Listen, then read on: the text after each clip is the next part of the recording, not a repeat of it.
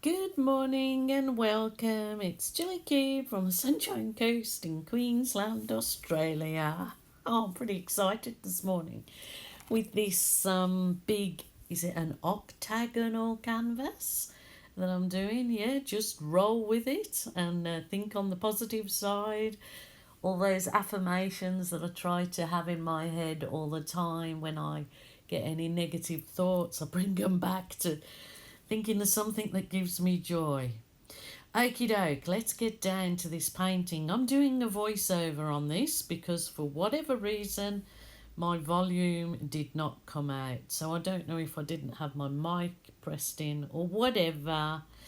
But yeah, I'm exciting today using the primary elements pigments, and I've mixed them up with those pouring medium that you see in there, the primary elements, and the flow extender, just to a very thin consistency. I'm not using these primary elements to do a bloom technique or anything.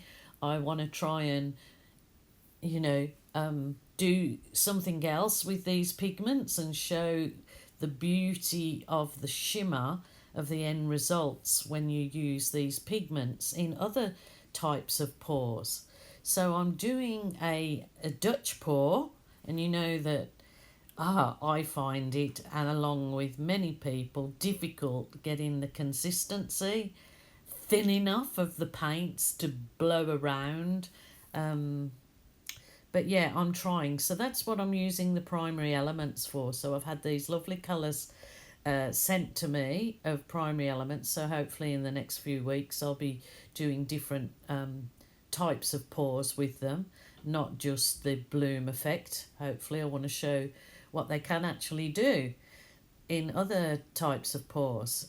But they're certainly highly, such deep, vibrant colours with beautiful glimmer, glistening, glimmery, shimmery, shiny stuff that we all love. Well, I love a bit of bling in my life. So, yeah. So here we go. I've got this nice big octagonal canvas and I have mixed up a pink with it. Now, the pink for my base coat was the pink, then I sort of added more white. I toned it down a bit, and I have just mixed that up with my normal pouring medium of the 70% glue and 30% water. Was my pouring medium, and then I've just added it to my paint, and then I added more water to thin it down to this consistency I need for the Dutch pour to be able to blow all over my canvas. So as you can see, that kind of big cardboardy cup that I'm using, they don't go very well, those using cardboard cups, because they last a little while, but after the paint's been in them an hour or so, they start to deteriorate and go all soft and funny. You know, if you know what I mean, soft and funny. Anyway, so the quicker I get that paint out of that cup, the better, because it just, yeah, is difficult. So here you go with my lovely primary elements. And yeah, so I added the normal pouring medium to the primary elements as recommended, but then I added a little bit of flow extender and a little bit of water to get them down to the consistency to be able to do a Dutch pour, because I so love the shimmery shininess and the absolute highly pigmented, obviously they're pigments in the finished product, which you hopefully will appreciate at the end of this video. So I was doing this kind of effect I had in my head, kind of yeah, as you know, I have great difficulty in leaving any negative space. I just want to push the colour all the way out there and get it filled with colour, because I suppose, you know, even the word negative space doesn't sit well in my head. I don't like negative nothing. So there you go. That's probably my reason for not coping well with negative space in my artwork. I like to get rid of the negative and fill it with positive. So, yeah, crazy, crazy lady, but just having fun and enjoying my time in the art room. Anyhow, so here she goes, doing this, layering those colours. I have to go back and check on the colours that I used and try and write them below in the comments below the video. I'll try and, I think I used 5 colours there. And they were gorgeous. Now what I'm putting over the top now is I have Amsterdam white and Amsterdam black made up in those little containers with 50% paint and 50% Floetrol. Probably I may have added a bit more water to these to get them to the consistency that I need to be able to blow them. So I have made just those 2 little containers up. All the products I'm using, and yeah, I'm shaking, my hand's shaking because I'm so nervous. I want to get this looking beautiful. All the products are in the link down below. I get all my current products from Capriole Shabby Chic in Australia, but I know that you ladies or guys can get all of the primary elements from the US quite easily, and Europe, so I believe, but I'm sorry I have no links for where you get them from. Yeah, so anyway, there we go. Just pouring a little bit more of that other colour so I'm able to blow the paints around the canvas fairly easily.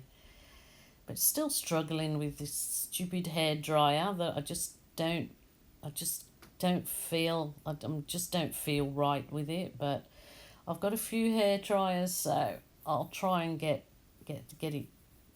There she goes, off she goes. I'm trying to slow this down a little bit and think about it a little bit more where I'm blowing to. But as you see, look at those colours. Gorgeous, gorgeous. Yeah, just trying to think it out a little bit more and not think out the composition a bit more.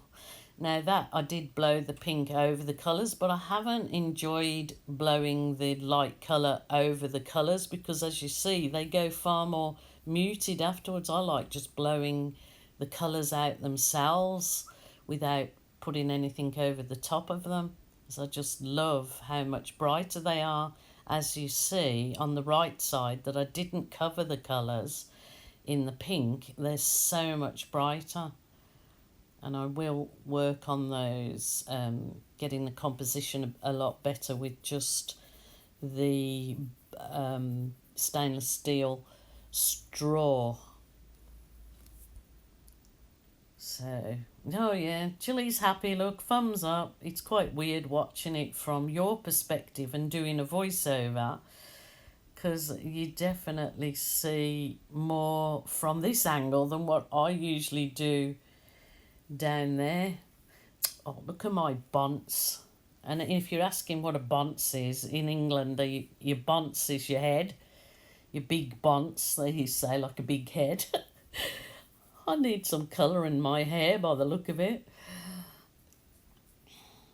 Pretty lucky not to have so much grey at this point in time, but kind of not worried about grey hairs because it kind of looks blonde, doesn't it? Hey, and I've been a blonde all of my life. Blondish, dirty blonde.